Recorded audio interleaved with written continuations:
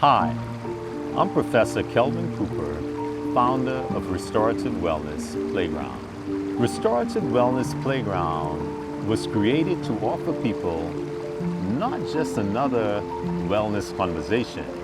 It is a space where people can slow down, move, reconnect, reflect, and remember what it feels like to be well personally and together.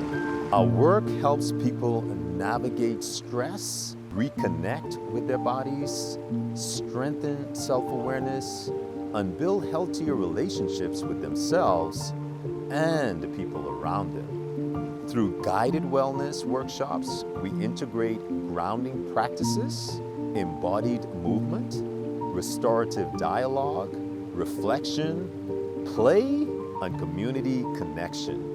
Our approach is practical, culturally grounded, and restorative, allowing people not only to learn about wellness, but to experience it in real time. We serve individuals, schools, organizations, and community groups who are seeking experiences that are meaningful, engaging, and sustainable.